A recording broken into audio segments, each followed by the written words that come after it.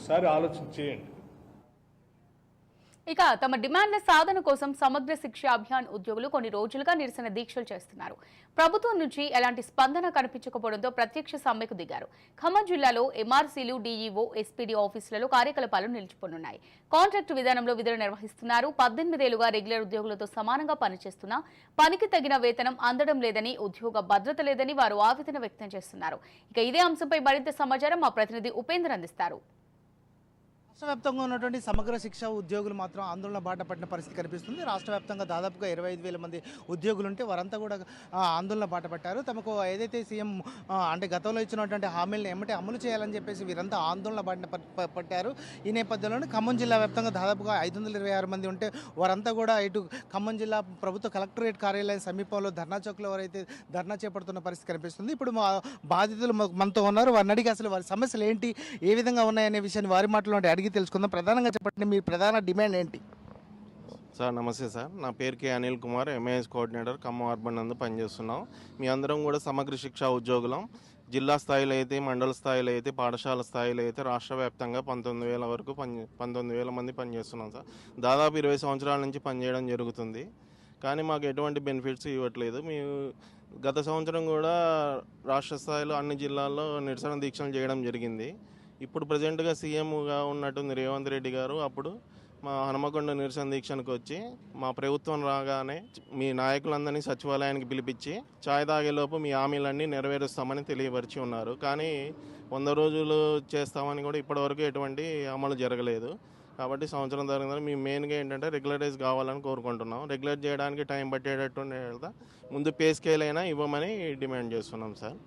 ప్రధానంగా మాకు పే స్కేల్స్తో పాటు ఉద్యోగ భద్రత కూడా కల్పించాలి. అదేవిధంగా మాకు అందరికి కూడా ఏదైతే అంటే హెల్త్ కార్డులు కావచ్చు, అదేవిధంగా ప్రభుత్వ ఉద్యోగులకు ఏవే సౌకర్యాలు ఉంటాయో అవన్నీ కూడా మాకు కల్పించాలని చెప్పేసి ప్రధానంగా చెప్తున్న పరిస్థితి ఇక్కడ కనిపిస్తుంది. మరొక బాధితురాలు మనతో వారిని అడిగి తెలుసుకుందాం. చెప్పండి, ప్రధానంగా మీరు అంటే ఇప్పుడే అంటే ఈ ధర్నా చేయడానికి ప్రధాన ఉద్దేశం ఏంటంటారు? నమస్తే అండి, నా పేరు విజయలక్ష్మి. నేను కేజీబీవీలో గత 13 ఏళ్ల నుంచి ఇక్కడ నేను వర్క్ చేస్తున్నానండి.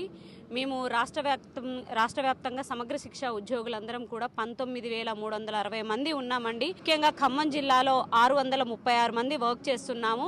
కేజీబీవీ యూఆర్ఎస్తో పాటు విద్యాశాఖలో జిల్లా స్థాయి, మండల స్థాయి, గ్రామ స్థాయిలలో కూడా సిఆర్పీలు, ఎంఐఎస్ కోఆర్డినేటర్లు, మెసెంజర్లు, పార్ట్ టైమర్లు, పీటీఐలు, ఐఈఆర్పీలు, కంప్యూటర్ ఇన్స్ట్రక్టర్లు, ఇలా చూసుకుంటేనండి మేము జిల్లా వ్యాప్తంగా 636 మంది ఉన్నాము. అయితే మా అందరికీ ఏంటంటే చాలా తక్కువ వేతనం ఇస్తుందండి. విద్యాశాఖలో మేమందరం కూడా చాలా ప్రధాన భూమికని పోషిస్తున్నాము. ఇక్కడ జిల్లా నుంచి రాష్ట్ర స్థాయికి ఏమైనా ఒక ఇన్ఫర్మేషన్ వెళ్ళాలి అంటే కింది స్థాయి నుంచి కూడా మా యొక్క వర్క్ అనేది మేము 24 గంటలు అహర్నిశలు మేము చేస్తేనే విద్యాశాఖకి ఏ ఇన్ఫర్మేషన్ అయినా వెళ్తుందండి. అక్కడ నుంచి రాష్ట్ర స్థాయికి వెళ్ళడం అనేది జరుగుతుంది. అయితే మా అందరికీ చాలా తక్కువ వేతనాలండి. మేమందరం కూడా కాంట్రాక్ట్ వ్యవస్థలో ఇక్కడ వర్క్ చేయడం జరుగుతుంది. గత 15 సంవత్సరాల క్రితం నుంచి ఇక్కడ మేము వర్క్ చేస్తున్నాము. అయితే మా అందరికీ కూడా చాలా తక్కువ వేతనాలు ఇస్తున్నారండి.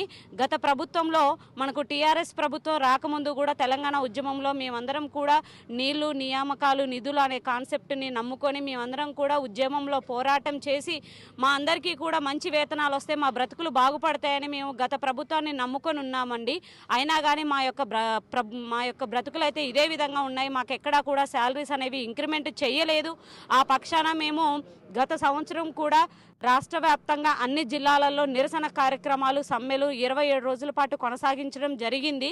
అప్పుడు మనకు కాంగ్రెస్ ప్రభుత్వంలో ఉన్నటువంటి పిసిసి చీఫ్ రేవంత్ రెడ్డి గారు మా శిబిరానికి వచ్చి మీ యొక్క హామీలు, మీ యొక్క సమస్యల మీద నాకు సంపూర్ణ అవగాహన ఉందమ్మా, మిమ్మల్ని అందరినీ కూడా మా ప్రభుత్వం వచ్చిన వెంటనే కూడా కూర్చోబెట్టి మీతో చర్చలు చేసి మీ యొక్క హామీలు, మీ యొక్క సమస్యలు ఏవైతే ఉన్నాయో వాటన్నిటిని నెరవేరుస్తామన్నారండి. సమగ్ర శిక్షలో అండి చాలా తక్కువ వేతనం 9,500 కూడా పనిచేస్తున్నారండి.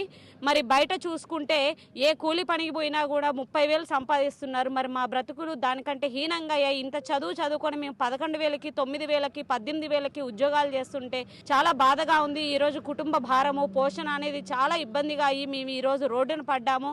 రేవంత్ రెడ్డి గారు మాకు ఏవైతే హామీలు ఇచ్చారో మా ప్రధాన డిమాండ్స్ మమ్మల్ని రెగ్యులర్ చేయమనండి. ప్రధానంగా మీరు అంటే ఎన్ని రోజుల వరకు ఈ డిమాండ్స్తో ఈ ధర్నా చేసే అవకాశం ఉందంట?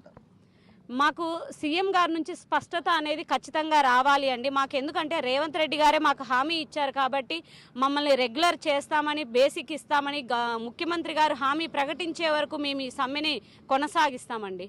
ప్రధానంగా చూసుకుంటే ఈ సమ్మెకి సంబంధించి ప్రధానంగా వారి సమస్యలన్నీ కూడా పరిష్కరించేంత వరకు కూడా తమ డిమాండ్ అయితే అంటే ఈ ధర్నాను అయితే కొనసాగిస్తాం. ఇప్పటికే ఏదైతే తక్కువ వేతనంతో కూడా మేమైతే ఉద్యోగాలు చేస్తున్నాం, అదేవిధంగా ఏదైతే కనీస వేతనాలు కూడా అందించడం లేదు, ప్రభుత్వం సౌకర్యాలు కల్పించడం లేదని చెప్పేసి అయితే వీరు ఆవేదన వ్యక్తం చేస్తున్నారు. ప్రధానంగా ఏదైతే విద్యా వ్యవస్థలో ఉన్నటువంటి కేజీబీవీపీ స్కూల్స్ కావచ్చు, అదేవిధంగా ప్రభుత్వ పాఠశాలలో పనిచేస్తున్నటువంటి కాంట్రాక్ట్ అవుట్సోర్సింగ్ పర్సన్స్ అంతా కూడా ధర్నా చేపట్టడంతో అటు విద్యా వ్యవస్థ కూడా కొంత ఇబ్బందులు పడుతున్న పరిస్థితి కనిపిస్తుంది. ఇది వెంటనే ప్రభుత్వం కూడా స్పందించి తమ డిమాండ్లను పరిష్కరించాలని చెప్పేసి అయితే ఉద్యోగులు కోరుతున్న పరిస్థితి ఇక్కడ కనిపిస్తుంది. ఇది ఇక్కడ తాజా పరిస్థితి.